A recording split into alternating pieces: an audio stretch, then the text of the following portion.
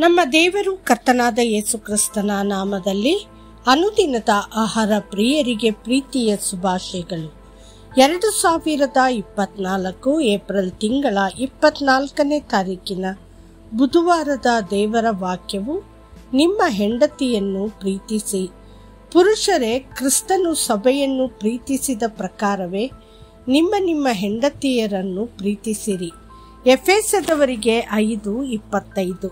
ಹಾಗೆಯೇ ಪುರುಷರು ಸಹ ಸ್ವಂತ ಶರೀರವನ್ನು ಪ್ರೀತಿಸಿಕೊಳ್ಳುವ ಪ್ರಕಾರವೇ ತಮ್ಮ ಹೆಂಡತಿಯರನ್ನು ಪ್ರೀತಿಸುವ ಹಂಗಿನವರಾಗಿದ್ದಾರೆ. ತನ್ನ ಹೆಂಡತಿಯನ್ನು ಪ್ರೀತಿಸುವವನು ತನ್ನನ್ನೇ ಪ್ರೀತಿಸಿಕೊಳ್ಳುವವನಾಗಿದ್ದಾನೆ. ಎಫೆಸದವರಿಗೆ 5:28. ಅಪೊಸ್ತಲನಾದ ಪೌಲನು ಎಫೆಸ 5ನೇ ಅಧ್ಯಾಯದಲ್ಲಿ ಗಂಡ ಮತ್ತು ಹೆಂಡತಿಯರಿಗೆ ಸಲಹೆ ನೀಡುತ್ತಾನೆ ಮತ್ತು ಹೆಂಡತಿಯರಿಗೆ ಸಲಹೆಯನ್ನು ನೀಡುವಾಗ ಅವನು ಹೇಳುತ್ತಾನೆ, ಸ್ತ್ರೀಯರೇ, ನೀವು ಕರ್ತನಿಗೆ ಹೇಗೋ ಹಾಗೆಯೇ ನಿಮ್ಮ ಗಂಡಂದರಿಗೆ ಅಧೀನರಾಗಿರಿ. ಎಫೆಸದವರಿಗೆ 5:22. ಮತ್ತು ಅವರು ತಮ್ಮ ಹೆಂಡತಿಯರನ್ನು ಪ್ರೀತಿಸುವಂತೆ ಗಂಡಂದಿರಿಗೂ ಹೇಳುತ್ತಾರೆ. ಕುಟುಂಬವನ್ನು ನಿರ್ಮಿಸಲು ಸಲ್ಲಿಕೆ ಮತ್ತು ಪ್ರೀತಿಯನ್ನು ಹೊಂದಿರುವುದು ಅನಿವಾರ್ಯವಾಗಿದೆ.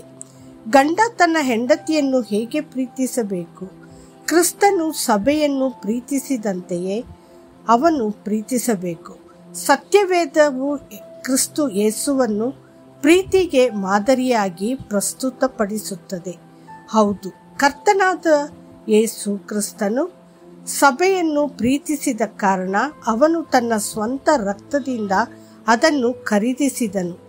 ಸಭೆಗೆ ಅವನ ಪ್ರೀತಿಯನ್ನು ತೋರಿಸಲು ಅವನು ಸಭೆಯನ್ನು ದೇಹ ಮತ್ತು ತನ್ನನ್ನು ತಲೆ ಎಂದು ಹೋಲಿಸಿದನು. ಮದುಮಗನಾಗಿರುವ ಪ್ರಭು ಯೇಸುವಿಗೆ ಸಭೆಯು ವಧುವಾಗಿದೆ. ಅವರ ಜನರು ಅಂತಹ ದೈವಿಕ ಪ್ರೀತಿಯನ್ನು ಅನುಭವಿಸುವ ಸಲುವಾಗಿ ಅವರು ಪುರುಷ ಮತ್ತು ಮಹಿಳೆಯನ್ನು ಸೃಷ್ಟಿಸಿದರು ಮತ್ತು ಮದುವೆಯ ಸಂಸ್ಥೆಯನ್ನು ಸ್ಥಾಪಿಸಿದರು. ಪುರುಷ ಮತ್ತು ಮಹಿಳೆ ಒಟ್ಟಿಗೆ ಸೇರಿಕೊಳ್ಳುತ್ತಾರೆ ಮತ್ತು ಒಂದೇ ಮಾಂಸವಾಗುತ್ತಾರೆ ಮತ್ತು ಪ್ರೀತಿಯ ಬಂಧನವನ್ನು ಸೃಷ್ಟಿಸುತ್ತಾರೆ.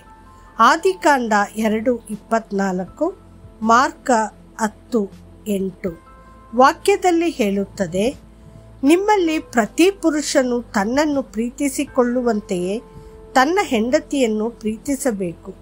ಪ್ರತಿ ಹೆಂಡತಿಯು ತನ್ನ ಗಂಡನಿಗೆ ಭಯಭಕ್ತಿಯಿಂದ ನಡೆದುಕೊಳ್ಳಬೇಕು. ಎಫೆಸದವರಿಗೆ 5:33. ಕುಟುಂಬವು ಎಲ್ಲ ಮಾನವ ಸಂಬಂಧಗಳ ಅಡಿಪಾಯವಾಗಿದೆ.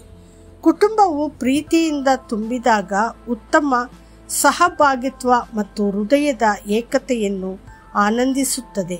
ಆ ಕುಟುಂಬವು ಖಂಡಿತವಾಗಿಯೂ ಭೂಮಿಯ ಮೇಲೆ ಒಂದು ಚಿಕ್ಕ ಸ್ವರ್ಗವಾಗಿರುತ್ತದೆ. ಆ ಮನೆಯು ದೇವರ ಉಪಸ್ಥಿತಿಯಿಂದ ತುಂಬಿರುತ್ತದೆ ಮತ್ತು ಅದು ಪವಿತ್ರಾತ್ಮನ ಮಹಿಮೆ ಮತ್ತು ಸಂತೋಷವನ್ನು ಹೊಂದಿರುತ್ತದೆ. ಅನೇಕ ಕುಟುಂಬಗಳಲ್ಲಿ ಪ್ರಸ್ತುತ ಪರಿಸ್ಥಿತಿ ಏನು? ಪ್ರೀತಿಯ ಕೊರತೆಯಿಂದಾಗಿ ಕುಟುಂಬದ ಅಡಿಪಾಯವೇ ಅಲುಗಾಡುತ್ತಿದೆ. ಕೋಪ ಮತ್ತು ಕೋಪದ ಮಾತುಗಳು ಶಾಂತಿಯನ್ನು ಹಾಳು ಮಾಡುತ್ತವೆ ಮತ್ತು ಕುಟುಂಬದ ಪ್ರಾರ್ಥನೆಯ ಸಮಯವನ್ನು ದೂರದರ್ಶನವು ತೆಗೆದುಕೊಳ್ಳುತ್ತದೆ. ಈ ಅಂಶಗಳಿಂದ ಎಷ್ಟೋ ಕುಟುಂಬಗಳು ಹೊಡೆದು ಶಿಥಿಲಗೊಂಡಿವೆ. ಮುರಿದು ಹೋದ ಸಂಬಂಧಗಳಿಗೆ ಮತ್ತು ವಿಚ್ಛೇದನಗಳ ಸಂಖ್ಯೆ ಹೆಚ್ಚಾಗಲು ಬೇರೆ ಏನು ಕಾರಣವಿರಬಹುದು?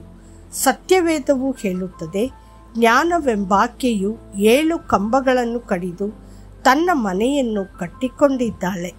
ಜ್ಞಾನೋಕ್ತಿಗಳು 9:1. ಜ್ಞಾನವಂತೆಯು ತನ್ನ ಮನೆಯನ್ನು ಕಟ್ಟಿಕೊಳ್ಳುವಳು, ಜ್ಞಾನಹೀನಳು ಅದನ್ನು ಸ್ವಂತ ಕೈಯಿಂದ ಮುರಿದು ಬಿಡುವಳು. ಜ್ಞಾನೋಕ್ತಿಗಳು 14:1. ಕರ್ತನು ಮನೆಯನ್ನು ಕಟ್ಟುತ್ತಾನೆ. ಕೀರ್ತನೆ 127:1. ಒಬ್ಬಂಟಿಗನನ್ನು ಜಯಿಸಬಲ್ಲವನಿಗೆ 2 ಎದುರಾಗಿ ನಿಲ್ಲಬಹುದು. 3 ಹುರಿಯ ಹಗ್ಗ ಬೇಗ ಕಿತ್ತು ಹೋಗುವುದಿಲ್ಲವಷ್ಟೇ. ಪ್ರಸಂಗಿ 4:12. ಗಂಡ ಮತ್ತು ಹೆಂಡತಿ ಕರ್ತನೊಂದಿಗೆ ಮನೆಯನ್ನು ಕಟ್ಟಿದಾಗ ಅವರು ತಮ್ಮ ಮನೆಗಳಲ್ಲಿ ದೈವಿಕ ಪ್ರೀತಿಯನ್ನು ಹೊಂದಿರುತ್ತಾರೆ. ವಿಚಾರಣೆಯ ಬಿರುಗಾಳಿ ಅಥವಾ ಸವಾಲುಗಳ ಚಂಡಮಾರುತ ಏನೇ ಇರಲಿ, ಆ ಮನೆ ಅಲುಗಾಡುವುದಿಲ್ಲ, ಆದರೆ ಶಾಶ್ವತವಾಗಿ ನಿಲ್ಲುತ್ತದೆ. ನೆನಪಿಡಿ, ಯಾರು ಎಂದೂ ಸ್ವಶರೀರವನ್ನು ಅಗೆ ಮಾಡಿದ್ದಿಲ್ಲ.